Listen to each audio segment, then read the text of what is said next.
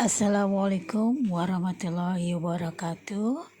Salam sejahtera, Om Swastiastu, Namo Buddhaya, salam kebajikan. Kita akan belajar tentang ilmu pengetahuan sosial, yaitu sosiologi, dengan tema antara harapan dan kenyataan, yaitu tantangan kehidupan sosial. Tantangan kehidupan sosial pada kali ini dikaitkan erat dengan globalisasi.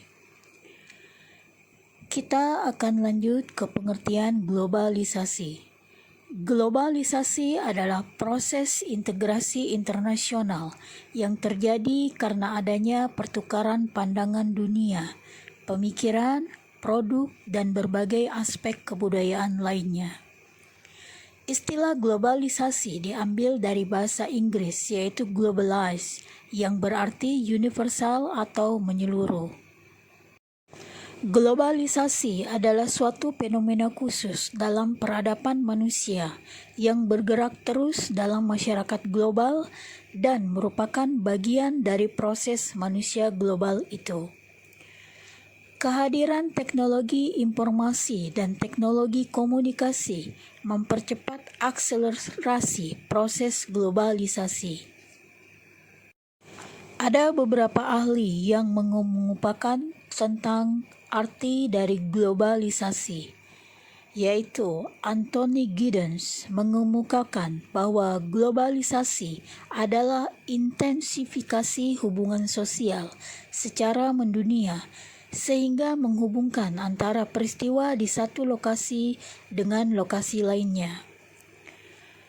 Martin Albrou menjelaskan bahwa globalisasi adalah seluruh proses penduduk yang terhubung ke komunitas dunia tunggal, komunitas global dengan lokasi lainnya, serta menyebabkan terjadinya perubahan pada keduanya. Selo Somarjan menyatakan bahwa globalisasi adalah suatu proses terbentuknya sistem organisasi dan komunikasi antar masyarakat di seluruh dunia untuk mengikuti sistem dan kaidah-kaidah tertentu yang sama. Tokoh Ahmad Suparman memberi pengertian globalisasi adalah suatu proses yang menjadikan sesuatu benda atau perilaku sebagai ciri dari setiap individu di dunia tanpa dibatasi oleh wilayah.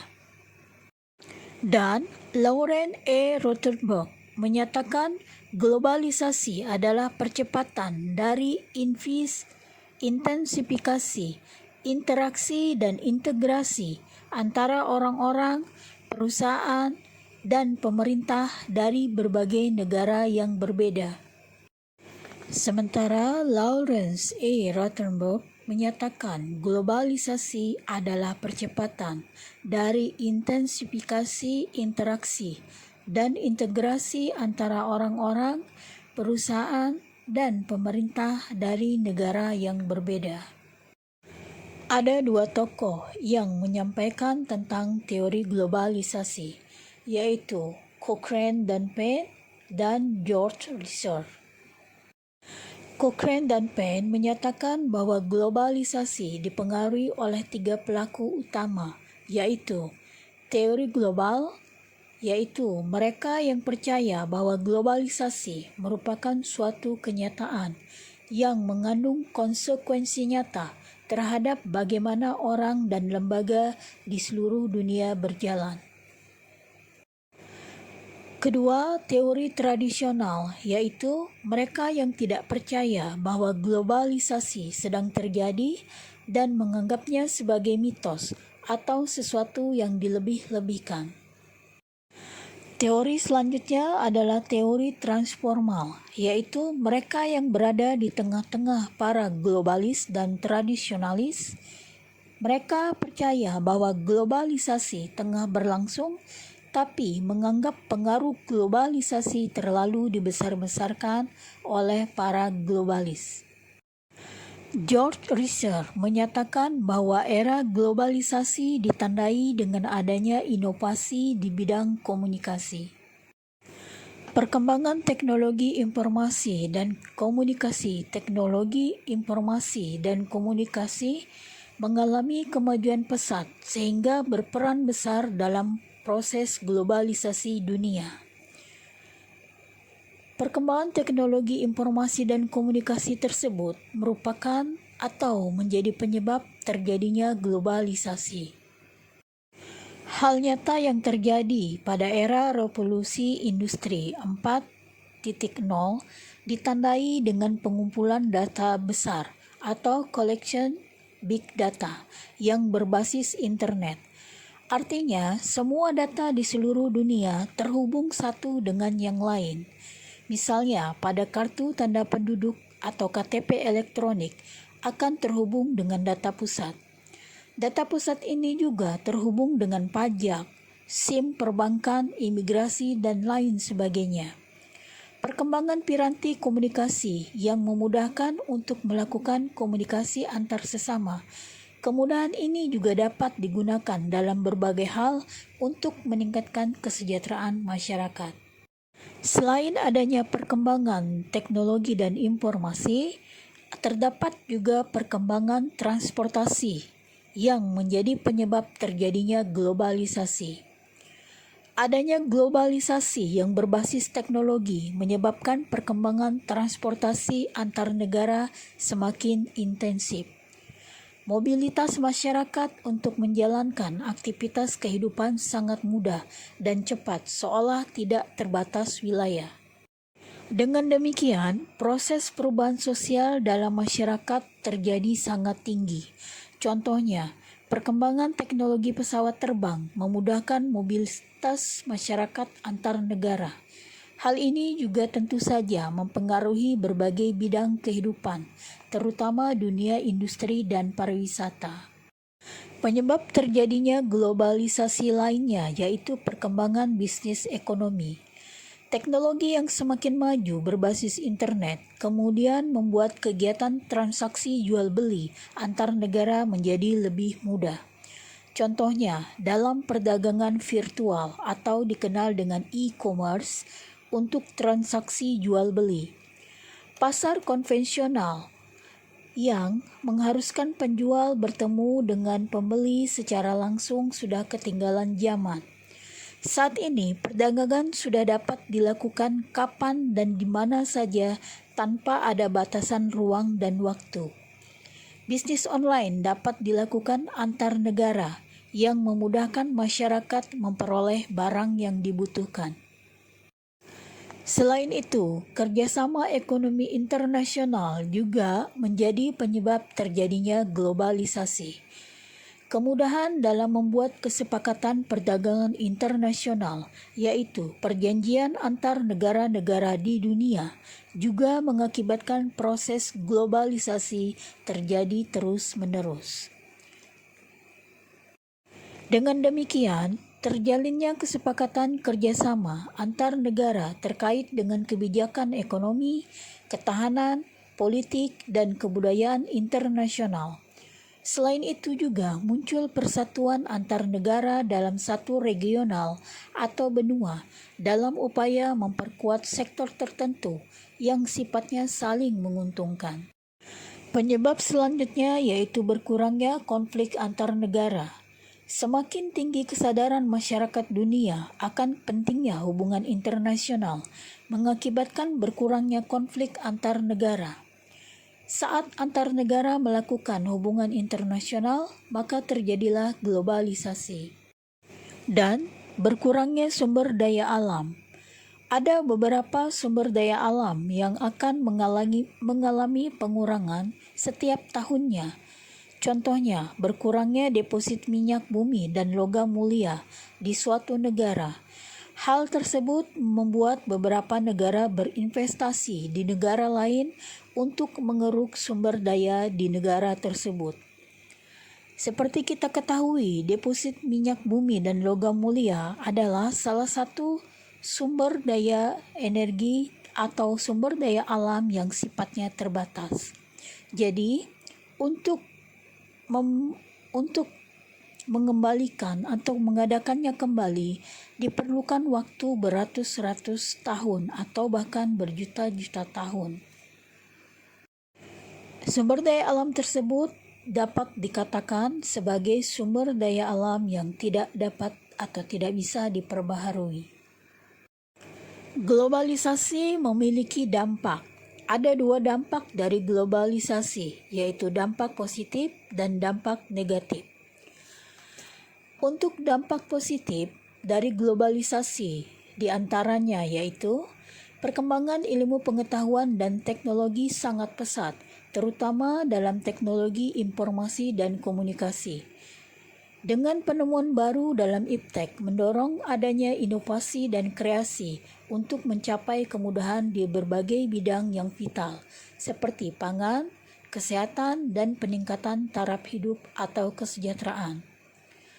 Selanjutnya, pembangunan baik dari segi infrastruktur maupun suprastruktur semakin pesat, meningkatkan penegakan hukum, perlindungan hak asasi manusia atau HAM, dan pendewasaan demokrasi dalam politik. Meningkatnya kualitas prosedur agar dapat bersaing di pasar internasional. Meningkatkan kepribadian, sikap hidup, dan pola pikir sehingga tidak mudah terpengaruh budaya negatif. Kemudahan memperoleh kebutuhan hidup dengan banyak variasi dan harga yang murah, serta kemudahan dan kecepatan memperoleh informasi yang bermanfaat dalam aktivitas karena sudah terhubung dengan jaringan data terpusat. Selain itu, dampak positif globalisasi adalah memiliki wawasan lebih luas dalam memahami dan menangani persoalan dengan belajar dari permasalahan di masyarakat lain. Kemudian meningkatkan budaya disiplin dan etos kerja, sehingga meningkatkan hasil produktivitas dan prestasi kerja. Selanjutnya, meningkatkan hubungan antar negara di sektor ekonomi sehingga terjadi kemudahan dalam bertransaksi secara online, baik di dalam negeri maupun ke mancanegara. Kita bahas tentang dampak negatifnya, yaitu membentuk jaringan global yang merangkul seluruh dunia dan mengarahkannya pada poros kendali negara yang memiliki kekuatan ekonomi raksasa yang menimbulkan ketergantungan negara miskin. Biasanya negara-negara yang disebut dengan negara yang memiliki ekonomi raksasa adalah negara-negara yang sudah berada di kelas negara maju, seperti contohnya Amerika, negara-negara Eropa, Cina, Jepang, dan beberapa negara di Asia lainnya. Selain itu, dampak negatifnya juga menimbulkan kesenjangan kepemilikan modal yang mendorong timbulnya kesenjangan sosial ekonomi masyarakat. Hal ini dapat mendorong terjadinya kapitalisme dalam dunia ekonomi dan terjadinya pembangunan yang tidak merata atau ketimpangan, yaitu daerah yang maju akan semakin maju dan daerah yang terpencil tidak bisa berkembang. Dampak negatif globalisasi lainnya yaitu menimbulkan liberalisme dalam berbagai bidang, misalnya kebebasan yang melampaui batas dengan mengatasnamakan HAM dan demokrasi. Juga perilaku yang melanggar norma sosial dengan alasan asal tidak mengganggu orang lain, seperti cara berpakaian, gaya hidup, dan sebagainya. Contoh gaya hidup ini misalnya gaya hidup bebas, ya bisa disebut seperti berpacaran, kemudian kumpul kebo, atau gaya hidup yang sudah melanggar selain norma sosial juga melanggar norma agama. Selanjutnya, menimbulkan sikap individualistis dan materialisme yang lebih mengutamakan keuntungan dan kepentingan diri sendiri atau partikular, sehingga meninggalkan budaya kekeluargaan dan kegotong royongan. Individualisme itu diartikan sebagai orang yang hanya mementingkan diri sendiri, atau orang yang tidak punya empati, tidak mempunyai belas kasih, dan sudah sangat sedikit kepeduliannya terhadap sekitarnya. Selanjutnya, menimbulkan permasalahan sosial yang mengancam nilai sosial seperti konsumerisme, sekularisme, hedonisme, materialisme, dan sebagainya. Dan memudarnya bahkan hilangnya budaya luhur bangsa akibat pengaruh yang datang dari luar. Banyak peniruan budaya buruk dari negara barat yang tidak sesuai dengan budaya kita, atau dikenal dengan westernisasi, yang menyimpang dan melanggar ajaran agama, moral atau etika dan hukum. Ancaman yang perlu perhatian yaitu semakin memudarnya jati diri bangsa Indonesia, atau yang kita kenal dengan istilah degradasi moral. Dampak negatif globalisasi lainnya yaitu masuknya paham-paham yang tidak sesuai dengan ideologi negara yang menimbulkan konflik di masyarakat akibat hubungan dengan masyarakat lain. Contohnya radikalisme, terorisme, dan lain sebagainya. Dan meningkatkan kualitas dan kuantitas kriminalitas karena imitasi dengan banjirnya film dan tontonan dari negara asing. Hal ini mendorong merebaknya penyakit sosial seperti pornografi, penyalahgunaan narkoba, dan tindakan lainnya. Contoh tindakan lainnya seperti kasus penyimpangan seksual, kemudian kasus kriminal pembunuhan, kemudian kasus kenakalan remaja. Contoh lain, kelitih, pembulian atau perundungan, fetis, dan lainnya. Dampak negatif globalisasi selanjutnya yaitu kualitas lingkungan menjadi buruk akibat sampah industri yang berkembang pesat. Sumber daya alam menjadi rusak dan punah akibat eksplorasi yang tanpa kendali dalam memenuhi kebutuhan pasar internasional. Selanjutnya, terjadinya penurunan kualitas air permukaan di sekitar daerah-daerah industri akibat bahan pencemar. Konsentrasi bahan pencemar yang berbahaya bagi kesehatan penduduk seperti merkuri itu pada tambang emas, kadmium, timah hitam, pestisida, PCB meningkat tajam dalam kandungan air permukaan dan biota air lainnya. Limbah bahan berbahaya dan beracun yang dikenal dengan B3.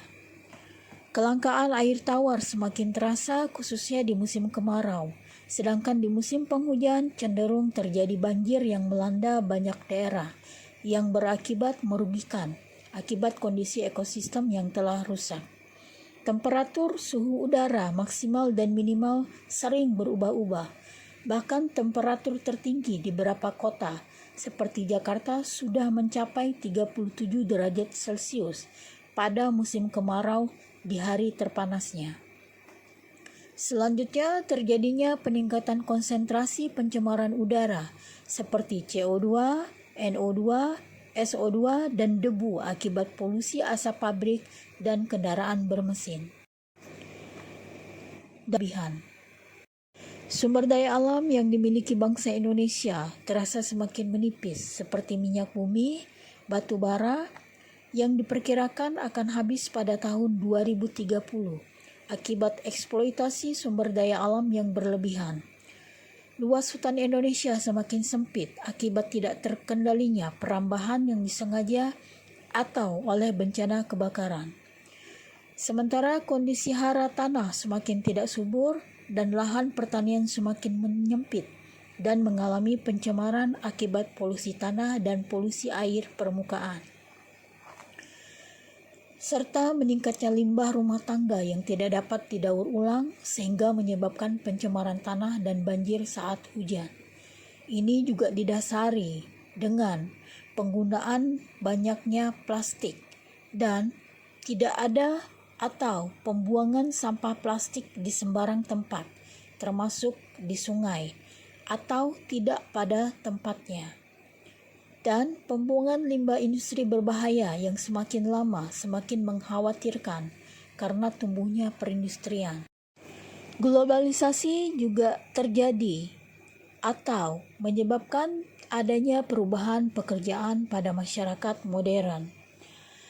Yang dulunya masyarakat bekerja pada pekerjaan konvensional seperti dokter, guru, polisi, pilot, dosen, dan lainnya, menjadi pekerjaan yang lebih modern dengan menggunakan perkembangan teknologi seperti YouTuber, influencer, pekerjaan berbasis AI, programmer, desain grafis, startup, CEO working space, digital marketer, content creator, personal assistant, copywriter, web designer atau programmer, translator, travel blogger, dan lainnya.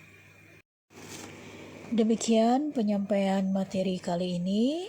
Selanjutnya ada tugas berkenan untuk dikerjakan dan diselesaikan serta dikumpulkan sesuai dengan deadline yang ada pada lampiran. Akhir kata, Assalamualaikum warahmatullahi wabarakatuh. Salam sejahtera. Om Swastiastu, Namo Buddhaya, salam kebajikan.